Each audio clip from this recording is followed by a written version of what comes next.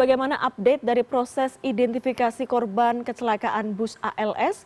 Kita akan langsung tanyakan kepada jurnalis Transmedia Dono Purwanto yang saat ini berada di Rumah Sakit Bayangkara Palembang, Sumatera Selatan. Halo, selamat siang Dono. Bagaimana proses identifikasi jenazah korban kecelakaan hingga siang hari ini?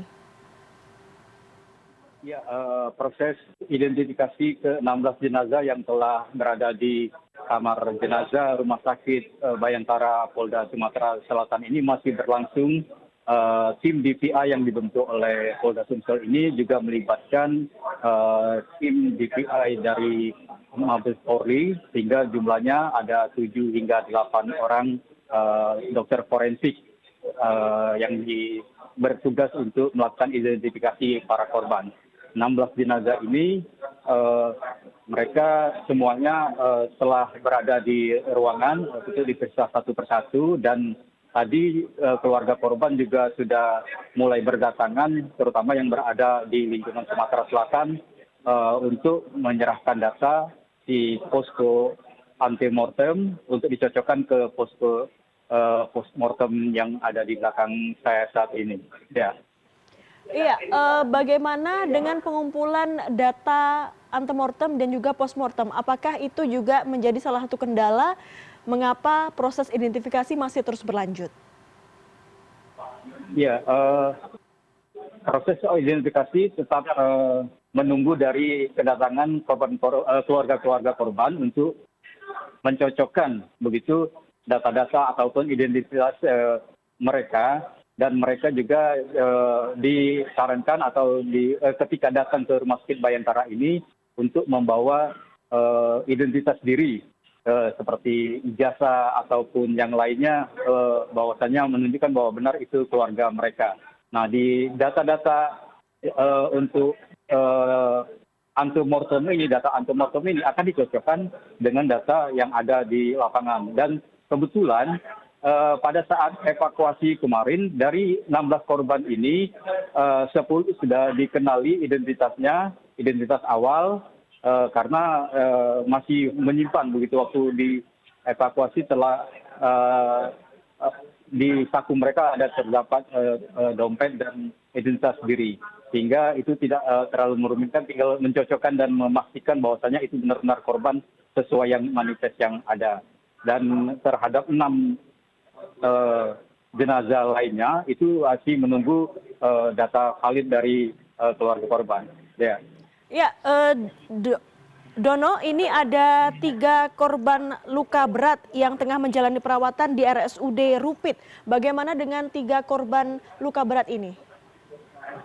Ya, adapun setelah kejadian ada 4 orang yang selamat dari musibah terjadinya kecelakaan itu, yakni 1 kernet bis ALS antar lintas Sumatera dan 3 penumpang lainnya, dan mereka langsung dilarikan ke RSUD Rupit di Muratara.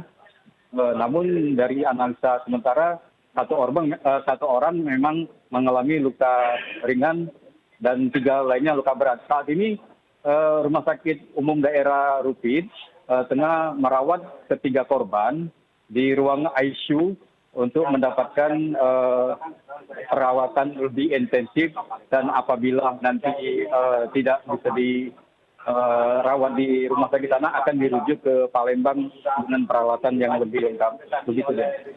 Dono, selain soal identifikasi korban meninggal dunia dan juga merawat korban yang masih bisa diselamatkan, bagaimana identifikasi penyidikan kepolisian terkait dengan kecelakaan ini?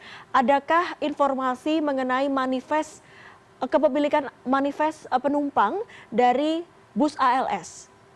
Akan 1 bagi bus, 1 penumpang bus, dan 6. Halo deh. Ya, Dono, bagaimana dengan kepolisian? Bagaimana pemeriksaan kepolisian terhadap kernet bus ALS, dan kemudian adakah daftar manifest yang dimiliki oleh bus ALS pada perjalanan saat itu?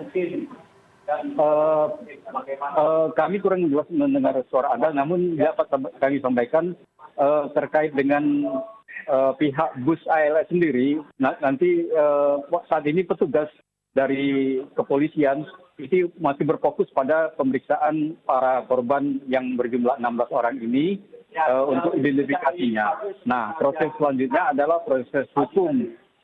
Polisi juga akan menginvestigasi lebih lanjut, memeriksa di lapangan tentunya untuk memastikan penyebab kecelakaan itu. Termasuk memanggil beberapa pihak seperti pihak bus ALS sendiri untuk dimintai keterangan. Dari informasi yang kami dapatkan dari kepolisian tadi, proses awal ini akan memastikan para korban selamat atau para korban diketahui identitasnya untuk dikembalikan ke keluarganya. Dan kami tambahkan dia tadi sempat bertur Sumatera Selatan mengunjungi keluarga korban di posko antemortem, di mana keluarga korban sedang menunggu proses-proses identifikasi dari para petugas ini. Dan selain menyampaikan duka cita juga betul-betul akan memastikan bahwasannya semua proses akomodasi dari para keluarga korban makan ataupun menginap akan ditanggung oleh pemerintah Provinsi Sumatera Selatan. Begitu juga dengan nanti saat memulangkan jenazah akan dibiayai oleh pemerintah Provinsi Sumatera Selatan. Ya. Baik, proses identifikasi terhadap korban tewas kecelakaan bus ALS ini terus dilakukan dan juga polisi juga sedang melakukan penyelidikan terkait dengan kasus ini. Terima kasih laporan langsung Dono Purwanto, jurnalis Transmedia dari Rumah Sakit Bayangkara, Palembang, Sumatera Selatan.